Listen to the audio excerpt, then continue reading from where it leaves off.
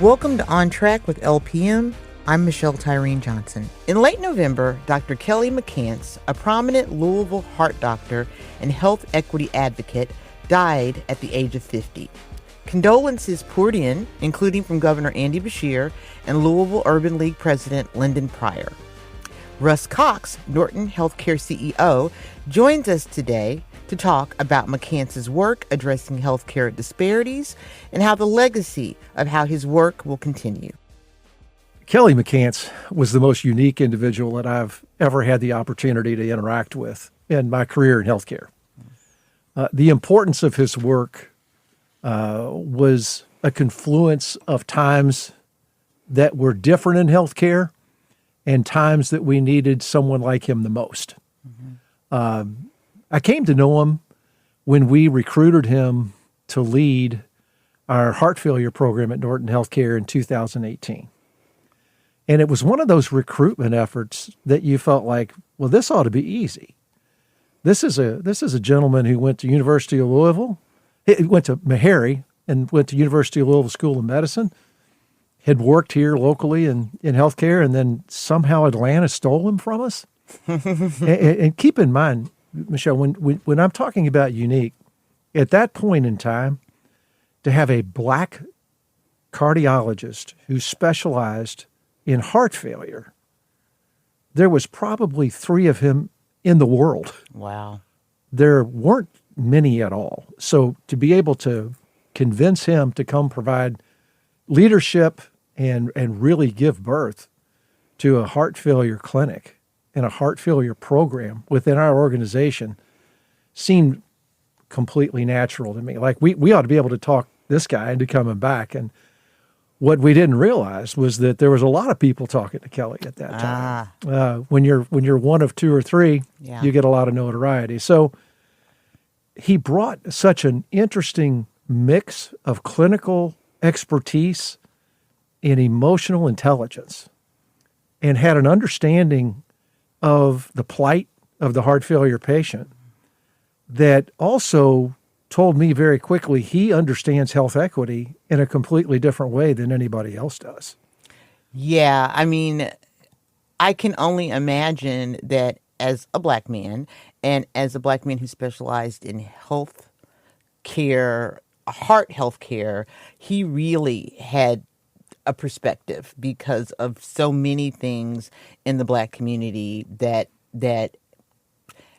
for lack of a better way of putting it, like screw up your heart, from the way some of us eat, from just things both in our control and beyond our control. Well, and Michelle, not only that, but an acceptance of that's just the way that it is. Yeah. And one of the things that Kelly never allowed was that acceptance, that your life does not have to be determined by this. And there was such a feeling of futility amongst heart failure patients that their inevitability was death.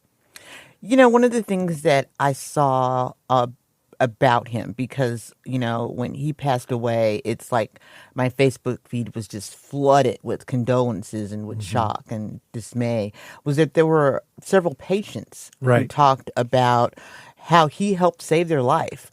Do you feel that his emphasis on health equity allowed more people who don't typically have access to quality medical care to get the care that they needed? Absolutely. I think that it takes a unique individual to be able to connect with patients in a way that you have to when you're talking about patients with heart failure. And how that can take place is a little bit like this. I've had a lot of conversations with a lot of his ventricular assist device patients through the years. And he immediately started in a place in the relationship where there was no judgment. And how that would manifest itself many times was a patient would come in and say, look, I smoke, I drink, I don't eat right, and I'm not going to change. And instead of lecturing these individuals, Kelly built a bridge with them to say, well, let's talk about why you do those things. And let's talk about how we can help you understand a different life without those things. Right. And I think that connection was really the differentiator for him. And part of it was because he knew it firsthand. He had grown up in a neighborhood where there was a lot of futility. Yeah. And he had the emotional intelligence that blended with that MD in a very unique way that really spoke to him being able to bridge gaps on health equity as well. One of the most emotional times I ever had with Kelly was when we first got the community report on health equity in our community, and the statistic that we saw that both floored us, that basically said from one zip code to the other in Louisville, Kentucky, your life expectancy is about 15 years difference. And there's only about 20 miles difference in those two zip codes. If that. And it was like, this is unbelievable. And the passion that brought to both of us from the standpoint of, we need to understand this better. And as we got deeper into it, we realized access has everything to do with that, but also trust. And that was a big, big difference in Kelly. He was able to build trusting relationships with patients to the point where they would tell them things they wouldn't tell anybody else. And then they wanted to change for him. They wanted to have a better life. So that physician that's able to get you to change your behavior on your own and really take control of your own health status is really unique. Well, with him being so unique in terms of how he could relate to so many patients, especially underrepresented demographics, how does that carry on with him gone? Well, his legacy has to continue. It's just that simple. We've made great progress from a health access standpoint with the first hospital built in 150 years west of 9th Street. Yeah. Corinza Townsend's fingerprints are all over that, but Kelly McCants' fingerprints are all over that, and there's so many others. So having the place where we can connect and build trust in a different way is so much continuing his legacy. One of Kelly's greatest accomplishments was he was able to recruit 2 other physicians to come into this program, Dr. Alkalil and Dr. Emoji. And while they were not obviously expecting to have to step up at quite this time, they're more than willing to do that for their patients. And we're going to have to go back out there as an organization and find someone else who can come in and help us along this journey. But one of Kelly's greatest contributions was he mentored extremely well. He served as someone that, just like his patients trust him, younger physicians coming out that wanted to continue this, trusted him, sought out his advice. If you lined up all the now current physicians who are in cardiology, especially minority physicians, Black physicians, I'd venture a guess that he's touched them in some way along the way. He was always willing to take the time. He was always willing to have people come into the clinic and learn. So that legacy really was something that he started that we must continue to build on. And that comes in the form of continuing access. That comes in the form of getting the right people who have that emotional intelligence. And that comes from being consistent with those patients. Right. So, Russ, it sounds like you got pretty close to Dr. McCants. What do you think drove him to become a cardiologist? I think it had everything to do, and forgive me if I tell too many stories here, but sometimes I can get the point across better. I had Dr. McCants come to our board meeting when we first brought him in, and he said, "Well, what do you want me to say?" And he went through a presentation that was very clinical, that showed how heart failure patients come to be, and what devices are available and how we can change lives. And I said, "Well, Kelly, let's just start from the beginning. They don't know you. Tell your story first, and then let's tell the clinical story." So he said, "I can do that." So he went home and he put together 17 slides on PowerPoint that talked about where he grew up, the influence that his mother had on him, the influence that his brother had on him, the influence that his neighborhood had on him, the influence of him being able to go to Meharry College had on him. And it was an extremely moving picture of how somebody who grew up in a community where there were disparities had overcome them. And it was so well received by our board, and there was such a credibility that was built that Kelly even felt it. And he said, you know what? I think I've got my own little TED Talk here. I think I can take this on the road and talk about what can be from a health disparity standpoint and how we begin to attack these things. So he really believed that he had the opportunity by telling this story and by telling the possibilities and by showing the clinical possibilities of what can be, that he could really help everyone, people who are going into medicine, people who needed his care from a patient perspective, and also private companies who were funding research. Right. Why do you think cardiology? Why the heart? I asked Kelly that question many times, and he said, because if you look at statistically what the problem is in the Black community, it always comes back to cardiology. We're not managing blood pressure. We're not having regular checkups. We're not getting the type of intervention that needs to happen. He's the one who told me all along, it's too accepted in my Black community that this is just what happens to Black men. And he said, I've always believed that if we can, no pun intended, get to the heart of the matter, that we can then begin to impact some of the other factors that are there too. And I believe he thought cardiology was the most direct access path to changing those statistics that we hear about in the Black community, especially. It sounds like you have given a lot of thought to not just Dr. McCants' impact, but how that impact radiates outward now that he's no longer with us. Are there any programs that you've thought of starting? I know it's all very soon. I know it just happened. Well, we've got so many programs now that are pointed exactly in this direction of prevention and early intervention and trust. One of the ones we started that Kelly loved was Walk with a Doc down at the Norton Healthcare track that you hear about all the time. Oh, yeah.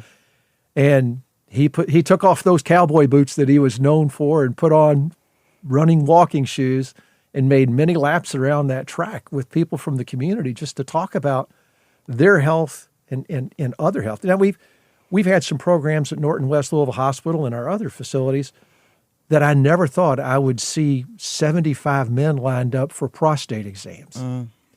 Now, getting at another one of those statistics that we need to attack. But Kelly's influence was certainly cardiology and certainly heart failure, but it also was broader than that. I mean, the trust level that we were able to engender based on so many of his relationships and his willingness to go out in the community and speak really made a difference. So the more things that we can get people involved in that are built around trust, that say, hey, it's okay. We're going to be hand in hand with you. We're not going to criticize you because of your habits. We're not going to condemn you because of your choices. We're going to identify if there are issues, and we're going to help you get through those issues and then hopefully help you live a better, healthier life. That's what he was about. That's what really Kelly wanted to achieve. Wow. So it sounds like he had a great ability to take his value system about what he thought was important and put that in his practice as a doctor. And it sounds like he inspired a lot of other doctors or future doctors. What do you think is the imprint he leaves on the Norton Healthcare system as a healthcare system? There's so many things. Let me just start with the one that I think is the most important one. And that is, don't let resistance or negativity slow you down. He recognized that not everybody was as excited about health equity as perhaps he was. He also recognized that it was for reasons sometimes that were nonsensical, and it was a lack of understanding. So where I think one of the lessons we can learn from that is to stay very focused, to stay very true to what our mission is. That says that we provide quality healthcare to all we serve, not just to some. Right. And he certainly brings that into play. So I think that's one thing. I think the second thing is to meet patients where they are. Do not think that you can project your value system on how they've lived their lives. And meet them where they are. get to know them first and get to understand why they're where they are before you begin to try to change or treat them. And he would form relationships that were lifelong. And that's building trust. So I think organizationally, we've come to understand that much better, that it is one patient at a time. And one of the things I loved about Kelly, I've said that a lot today, I know, and I apologize. Don't apologize. One of the things I loved about Kelly was I'd go over to his office to see him, just to catch him for 10 or 15 minutes in between patients. And he'd be running 45 minutes to an hour behind. And he'd walk into the next patient's room and he'd say, "I'm sorry, I'm running behind. I really needed to spend some time with the patient before you, but I'm going to spend all the time that I need to spend with you too." And immediately their anxiety about having had to wait for a little while was dissipated. And he was just saying, "Look, I'm sorry I'm late, but I'm going to make sure that I give the time to you too. And it's important for me to answer all the questions that you have." To me, that's what the future of healthcare looks like, is making certain that we're connecting and making certain that we're not cutting people short, not saying, "I've got 15 minutes. Let's get through this, and you stop smoking, stop overeating." And, that we talk about, okay, Kelly was so good at saying, "Now, what's going on in your world? Are you in a relationship? Is it working? Do you feel stress about something?" Because he always felt too that the stress that was put upon some of these patients by external factors were causing so much of the clinical things that they were experiencing. So he was very holistic in his approach. But I knew that from the first time that I met him. If you sat and talked with him, those cowboy boots, that laugh, that cynical sort of humor that always came out, but it was always spot on. And his ability to listen was so unique. And I think that those were all characteristics that we use going forward with, this is how we connect. Wow. It sounds like he left big cowboy boots to fill, but that he left a big imprint all the way around. Well, when he came to Louisville to run this program, we had 4 employees in the heart failure clinic. When we got together right after his death, and my goodness, what a devastating day this was for this office and for the community. I counted over 42 people who are now part of this heart failure clinic. And that's just in a few years. Yes. And that's also counting, that was during the COVID years. I was thinking those. that too, like during the COVID years. Yeah. And by the way, let me also tell you that every event that I went to during COVID where we were doing testing or vaccinations, Kelly McCants was there with me. And it changed the demeanor in West Louisville when Dr. McCants showed up. There was no doubt. I really put 2 people in the history books of Norton Healthcare as it relates to health equity and as it relates to building trust in an underserved area. Clearly, Dr. McCants, when he would go with me to these events, he could engage in a different way. To me, that was a great thing. Mm-hmm. Sadiqa Reynolds. I went to Sadiqa during COVID and said, "I can put up all of these and nobody's going to come because there's an inherent distrust. And I need your help. I need to trade on your trust." And she said, "Well, we got to do it the right way." And her being able to allow us to use then the Urban League's facilities to do things, and having her and Dr. McCants, Corinza, and so many others really coalescing around an effort to change something in my hometown that I thought was just incomprehensible, that 15 years. I mean, we're talking over a decade of difference in life expectancy. So many people he touched, he influenced, and he was so good at bringing people like that together. Now, let's talk about this for a second. He wasn't afraid to ask the hard question either. Mm. What do you mean? Many times we'd be heading down a road of discussion of strategy, doing something the way that we've always done it for the past 20 years, and thinking this is the best way because it's the way we've done it. And he'd say, "Wait a minute, why are you don't even realize what this audience has experienced over the last 20 years. And maybe you need to think about it this way. And maybe you need to think about, who are you involving besides the patient in the care? Who has influence over this patient? So many things that he was always willing to put his hands up and say, time out. Yeah. Let's talk about this, because this may have worked in the old world order of healthcare, but it's not going to work in the new one. Well, imagine this for a second. So we're in the midst of coming out of COVID. Our community is experiencing social unrest that's been unprecedented. And I really want to bring about one of the very first in the country's Institute for Health Equities, where we literally aggregate people in this underserved area and say, how do we help people navigate? How do we help people get to the right place? How do we begin to change the discussion around this? And I went over to Kelly's office and I talked about this idea, and I said, I'm going to need somebody strong to run this. This is a big job.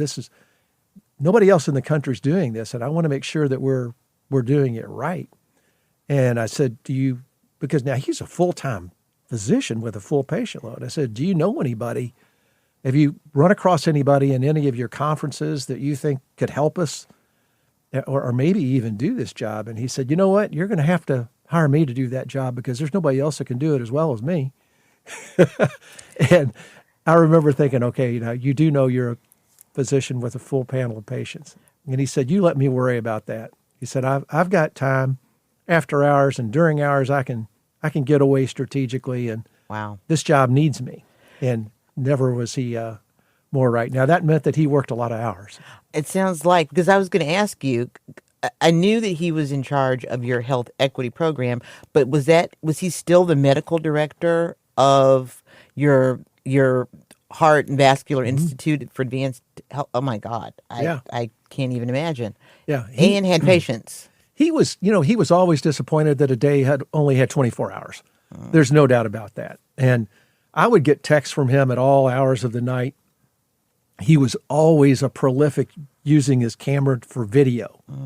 He'd hear somebody and, he'd tap on that video and, hey, I just heard this guy speak. I think he could help us do this. Or, we'd be, when we were trying to find the location for the Institute, he was out one night having dinner with somebody who heard about this great location. And, he was at, 10:30 at night with his video on, saying, hey, this is the location that I was telling you about. So, wow. But people who have that passion for something really thrive on that sort of pace. Yeah.